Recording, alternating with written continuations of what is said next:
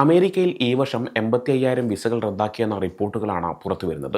വിവിധ വിഭാഗങ്ങളിലുള്ള വിസകളാണ് റദ്ദാക്കിയിട്ടുള്ളത്.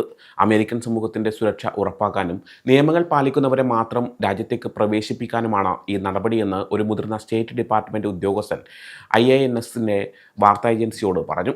റദ്ദാക്കിയ വിസകളിൽ 8,000-ലധികം വിദ്യാർത്ഥി വിസകളാണ്. കഴിഞ്ഞ വർഷത്തെ അപേക്ഷിച്ച് ഇത് ഇരട്ടിയിലധികമാണ്. ഈ വിസകൾ റദ്ദാക്കാൻ പല കാരണങ്ങളുണ്ട്. മദ്യപിച്ച് വാഹനം ഓടിച്ചത്, ആക്രമണങ്ങൾ, മോഷണം തുടങ്ങിയ സംഭവങ്ങളാണ് പ്രധാന കാരണങ്ങൾ. ഈ 3 കാരണങ്ങൾ കൊണ്ട് മാത്രം ഈ വർഷം റദ്ദാക്കിയ വിസകളിൽ പകുതിയോളം വരും. ഇത്തരം ആളുകൾ നമ്മുടെ സമൂഹത്തിന് നേരിട്ടുള്ള ഭീഷണിയാണ്. അവരെ നമ്മുടെ രാജ്യത്ത് പ്രവേശിപ്പിക്കാൻ ഞങ്ങൾ ആഗ്രഹിക്കുന്നില്ല എന്നാണ് ഉദ്യോഗസ്ഥൻ പറഞ്ഞത്.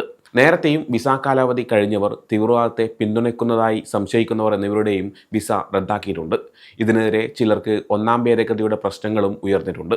പ്രത്യേകിച്ച് ഗാസയിലെ യുദ്ധത്തിനെതിരെ പ്രതിഷേധിച്ച അന്താരാഷ്ട്ര വിദ്യാർത്ഥികളിൽ ചിലരെ യഹൂദ വിരുദ്ധത ഉള്ളവരായും തീവ്രവാദത്തെ പിന്തുണയ്ക്കുന്നവരായും മുദ്രകുത്തി.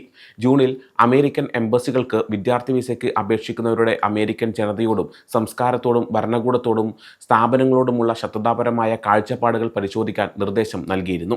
ഫാക്ട് ചെക്കിംഗ് അല്ലെങ്കിൽ കണ്ടന്റ് മോഡറേഷൻ പോലുള്ള ജോലികൾ ചെയ്യുന്നവർക്ക്, അതായത് സോഷ്യൽ മീഡിയ കമ്പനികളിലോ സിവിൽ സൊസൈറ്റി ഗ്രൂപ്പുകളിലോ ജോലി ചെയ്യുന്നവർക്ക് പുതിയ ട്രംപ് കാലഘട്ടത്തിലെ നയങ്ങളനുസരിച്ച് വിസ നിഷേധിക്കുമോ എന്ന് ഉദ്യോഗസ്ഥനോട് ചോദിച്ചപ്പോൾ ഇതിന് അദ്ദേഹം നൽകിയ മറുപടി ഇങ്ങനെയായിരുന്നു: സംസാര സ്വാതന്ത്ര്യം ഒരു പ്രധാന അമേരിക്കൻ മൂല്യമാണ്.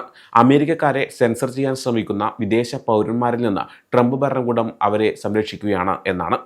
ഇതുകൊണ്ടാണ് സെക്രട്ടറി റൂബിയോ അമേരിക്കക്കാരെ ഓൺലൈനിൽ സെൻസർ ചെയ്യുന്ന വിദേശികൾക്ക് വിസ നിയന്ത്രണം ഏർപ്പെടുത്തിയത് എന്നും അദ്ദേഹം കൂട്ടിച്ചേർത്തു. എന്നാൽ വിസ തീരുമാനങ്ങൾ ഒരു ഘടകത്തെ മാത്രം അടിസ്ഥാനമാക്കിയല്ല എടുക്കുന്നതെന്നും അദ്ദേഹം വ്യക്തമാക്കി.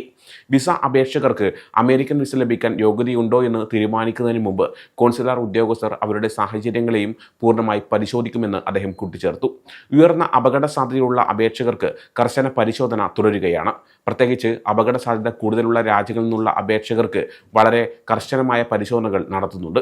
അഫ്ഗാനിസ്ഥാനെക്കുറിച്ച് സംസാരിക്കുമ്പോൾ 2021 അമേരിക്ക പിന്മാറിയതിനു ശേഷം രാജ്യത്തെ സുരക്ഷയെക്കുറിച്ച് ഭരണകൂടത്തിന് ആശങ്കയുണ്ടെന്ന് ഉദ്യോഗസ്ഥൻ പറഞ്ഞു. സുരക്ഷാ പരിശോധനകൾ പൂർത്തിയാകുന്നതുവരെ ഒരു വിസയും അനുവദിക്കില്ലെന്നും ഇതിന് എത്ര സമയമെടുത്താലും കാത്തിരിക്കുമെന്നും അദ്ദേഹം IANSനോട് പറഞ്ഞു. ഞങ്ങൾക്ക് എത്ര സമയം വേണമെങ്കിലും എടുക്കും. അപേക്ഷകൻ അമേരിക്കക്കാരുടെ സുരക്ഷയ്ക്ക് ഒരു അപകടമല്ലെന്ന് ഞങ്ങൾ ഉറപ്പുവരുത്തുന്നവരെ വിസ അനുവദിക്കില്ല എന്നും അദ്ദേഹം പറഞ്ഞു. ഓഗസ്റ്റിൽ സ്റ്റേറ്റ് ഡിപ്പാർട്ട്മെന്റ് ഉദ്യോഗസ്ഥൻ പറഞ്ഞതനുസരിച്ച് നിലവിൽ സാധുവായ US വിസയുള്ള 5.5 കോടിയിലധികം വിദേശികളെ തുടർച്ചയായി പരിശോധിക്കും.